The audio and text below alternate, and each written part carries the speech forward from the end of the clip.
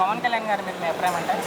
ఆయన చెప్తానులే, చంద్రబాబు ఆయన ఒక దృఢ సంకల్పంతో రాష్ట్రం అభివృద్ధి చేయాలని వెళ్తున్నారు. పవన్ కళ్యాణ్ కూడా గట్టి నిర్ణయాలు తీసుకుంటున్నారు, గట్టిగా వ్యవహరిస్తున్నారు. కానీ చంద్రబాబు మాత్రం చాలా సున్నితంగా వ్యవహరిస్తున్నట్లున్నారు. అది ప్రభావం పవన్ కళ్యాణ్ గారి మీద కూడా పడుతూ ఉంది. లేదంటే ఖచ్చితంగా మారాలి, గవర్నమెంట్ మారాలి. ముఖ్యమంత్రి గారు అంటే 4వ ముఖ్యమంత్రి 40 అనుభవం. చంద్రబాబు మనకు ప్రత్యేక మాట్లాడాలి అసలు. ఈయన కొత్తగా వచ్చారు కాబట్టి డిప్యూటీ సీఎంగా ఎలా ఉంది పవన్ గారి పనితీరు? బాగుంది. నెక్స్ట్ ఆయన నెంబర్ 1 స్థానంలోకి వెళ్తారు, అందులో డౌట్ లేము. నారా లోకేష్ గారితో పాటు నెంబర్ 1 పొజిషన్లో ఆయన ఉంటారు, దాంట్లో డౌట్ ఏం లేదు. కాకపోతే ప్రస్తుతం ఉన్నటువంటి పరిస్థితుల్లో ప్రజల సమస్యలు అంత తొందరగా పరిష్కారం అవడం లేదు.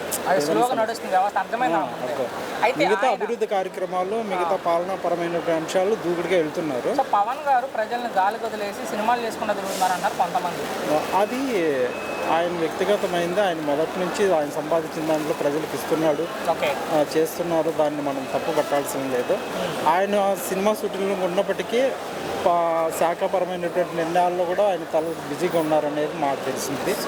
దాన్ని మనం ఆ విధంగా నెగిటివ్గా చెప్పకూడదు. నిర్ణయం తీసుకోవాలి డెసిషన్ అనేది వ్యక్తిగతం కాబట్టి. ఆయన చివరిగా సార్ మరొకసారి ఆయన వ్యక్తిగతంగా తిట్టే వాళ్ళకి ఏం చెప్తారు? ఖచ్చితంగా ఆయననే కాదు, ఎవరిని కూడా జీవితాల్లోకి వెళ్ళిపోయి ఆయన వీళ్ళననే కాదు, సాటి మనిషికి ప్రతి వ్యక్తి గౌరవం ఇవ్వాలి. సాటి మనిషికే మళ్ళీ ఉన్నత స్థానంలో ఉన్న వ్యక్తులకు మనం మరింత గౌరవం అనేది ఇవ్వాలి. ఇలా బూతులతో వ్యక్తిగతంగా అరాజ్ చేయడం అనేది ఎవరికి తగదు. మనమే తగ్గించుకున్నట్టు. ఫైనల్గా one word about Pawan Kalyan ఒక్క మాటలో మీ అభిప్రాయం అంటే ఏం చెప్తారు పవన్ గారి గురించి? పవన్ కళ్యాణ్ స్టెబిలిటీ, స్టడీగా ఉన్నారు. నెక్స్ట్ రాక్గా మారుతారు. Thank you.